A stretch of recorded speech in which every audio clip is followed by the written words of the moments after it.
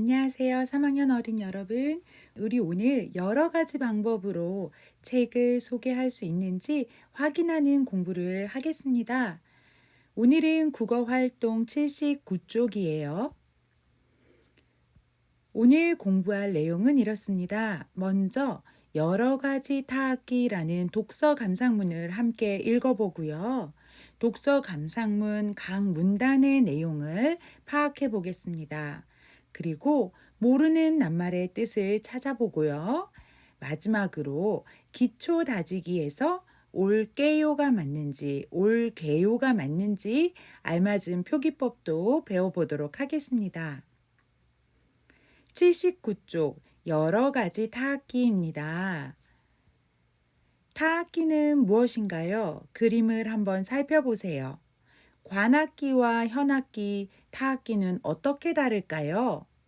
타악기는 두드려서 소리를 내는 거라면 관악기는 관을 통해서 공기가 흘러가면서 구멍을 막았다 열었다 하면서 소리가 나는 거라고 할 수 있고요. 현악기는 줄을 튕기거나 눌러서 소리를 내는 거라고 할 수 있습니다. 자, 타악기의 여러 종류가 나와 있는 글인데요. 지금부터 화면을 멈추고 79쪽을 읽어보도록 하겠습니다.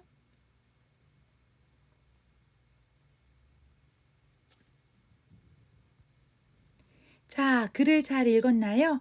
그림으로 소개된 타악기를 먼저 살펴볼게요. 먼저 팀파니입니다. 북과 비슷하다고 보면 되겠지요. 그 다음 비브라폰이에요.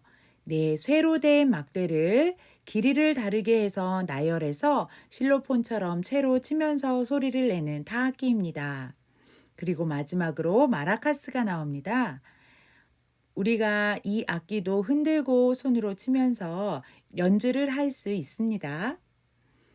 각 문단의 내용이 어떤 내용인지 한번 정리해 볼 건데요. 먼저 문단별로 내용을 살펴보도록 할게요. 첫 번째 문단입니다.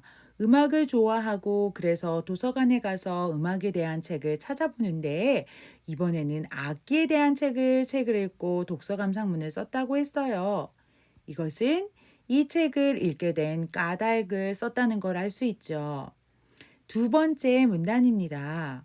여러 가지 타악기가 나와 있는 책이었는데 트라이앵글, 탬버린, 북, 심벌즈는 이미 알고 있었지만 팀파니, 비브라포는 잘 몰랐다라는 내용이 있고요. 그 악기를 소개를 해주고 있습니다. 이 내용은요. 책의 내용을 간략하게 소개하는 거고요. 세 번째 문단입니다. 책에서 읽은 타악기 중에 마라카스가 가장 기억에 남는다고 했어요. 마라카라는 열매를 말려서 그 속에 씨앗을 넣어 흔들면 소리가 난다고 했습니다. 자, 이 부분은 뭘까요? 바로 인상 깊은 부분, 가장 기억에 남는 부분, 가장 재미있었던 부분을 쓴 거라고 볼 수 있죠. 네, 마지막 문단입니다. 책을 읽고 나서 타악기를 만들어 보고 싶다는 생각을 했고 컵라면 그릇 2개를 준비해서 만들고 나무젓가락으로 치면 소리가 나겠지라고 했습니다. 자, 이 내용은 무엇인가요?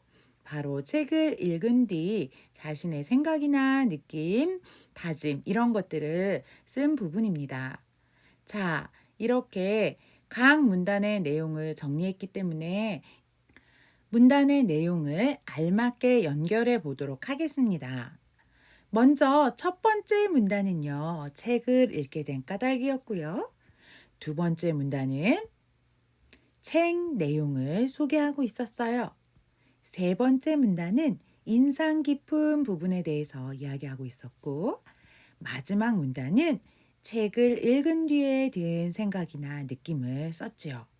우리도 이렇게 독서 감상문을 지난 시간에 써봤죠. 자, 그렇다면 이번에는 그래서 새로운 낱말 혹은 어려운 낱말을 찾아서 써볼게요. 자, 이 글에 나와 있는 새롭거나 어려운 낱말은 첫째 타악기를 한번 골라봤고요. 두 번째 마라카라는 낱말을 골라보았습니다.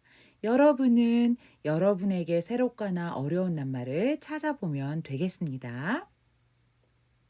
팀파니와 비브라폰도 있는데 팀파니는 어떤 악기인지 비브라폰은 어떤 악기인지 소개를 하고 있어서 따로 고르지는 않았어요. 자, 이렇게 고른 낱말을 함께 사전에서 찾아볼 건데요. 먼저 타 악기를 찾아보도록 하겠습니다. 인터넷 사전으로 접속해서 타 악기를 검색하면 두드려서 소리를 내는 악기를 통틀어 이르는 말이라고 했어요. 네, 가장 오래된 형태의 악기로 나무, 가죽, 금속 따위로 만들며 리듬을 맞추기 위해서 사용한다고 했습니다. 팀판이나 실로폰처럼 높이를 분명히 나타낼 수 있는 악기와 북이나 심벌즈처럼 높이를 분명하게 내기 어려운 악기로 나뉜다고 했어요. 자, 이렇게 우리 타악기에 대한 뜻을 찾아보았으니까 국어사전에서 찾은 뜻을 써보도록 하겠습니다. 두드려서 소리를 내는 악기를 통틀어 이르는 말이라고 했어요. 그 다음 마라카라는 낱말인데요. 이 낱말을 국어사전에서 찾으면 네, 나오지가 않아요. 이럴 때는 다시 사전으로 돌아가서 백과사전으로 검색을 해보는 방법도 있답니다. 백과사전에 들어가서 마라카로 들어간다면 여기에서도 나오지 않아요. 네, 우리나라에서 주로 많이 쓰이는 낱말이 아니기 때문이에요. 그런 경우에는 구글 사전을 활용할 수도 있습니다. 구글에서 검색을 해보면 마라카라고 하면 마라카 관련 이미지가 뜨고요. 마라카스와 마라카가 관련이 되어 있다라는 걸 알 수 있어요.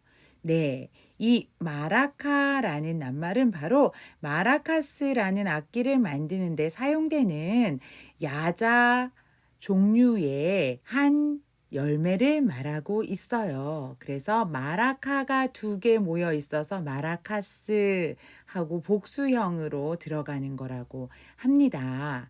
네, 요렇게 우리는 구글 검색으로도 마라카를 모르는 낱말을 검색해 볼 수 있습니다. 자, 이렇게 마라카를 찾아서 정리를 해 보았더니 야자 열매의 한 종류고 열매의 속을 파고 씨앗 등을 넣어서 마라카스를 만든다라고 정리할 수 있을 것 같습니다. 여러분이 어렵고 궁금한 낱말 사전에서 찾아보면 되고요.